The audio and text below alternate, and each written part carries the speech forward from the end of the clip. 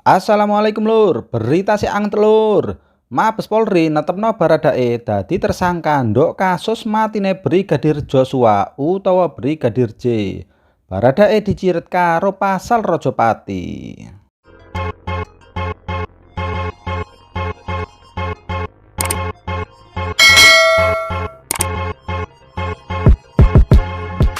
Penyidik wis nglakoni gelar perkara lan pemeriksaane saksi sing wis dianggep cukup kanggo netepno Baradae dadi tersangka. Jarene Dirtipidum Bareskrim Polri, Brigjen Andi Rian nang konferensi pers nduk Mabes Polri Rebo 3 Agustus 2022. Baradae didakwa Rajapati lan melu-meluan. Karo persangkaan pasal 338 jungto pasal 55 lan utawa 56 KUHP tambahe. Andi kondo nek oleh netepno tersangka iki dilakoni sakwise penyidik tim sus Bareskrim Polri ngelakoni penyelidikan lan penyidikan. Sampai saiki polisi wis meriksa 42 saksi.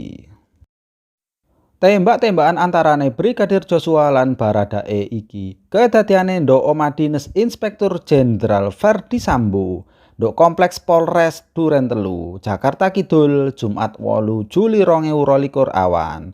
Tembakan iku mateni Brigadir Joshua.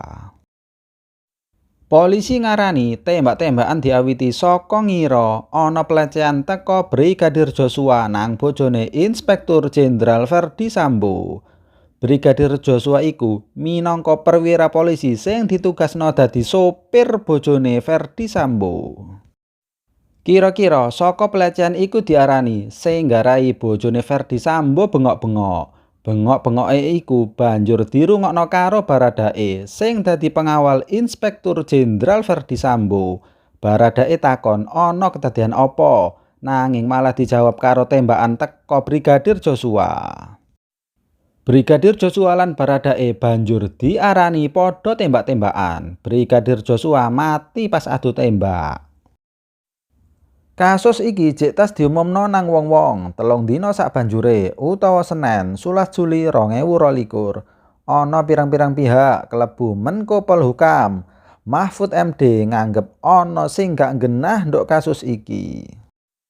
Kapolri Jenderal Listio Sigit banjur mbentuk tim khusus kanggo nyelidiki kasus iki. Komnas HAM lan Kompolnas dilibatno kanggo nyelidiki kasus iki minangka teko tim jaba. Ya muga-muga kasus iki ndang cepet mari. Wis ngono sik ae Lur. Ojo lali langganan, senengi komen-komen ya oleh. Wassalamualaikum warahmatullahi wabarakatuh.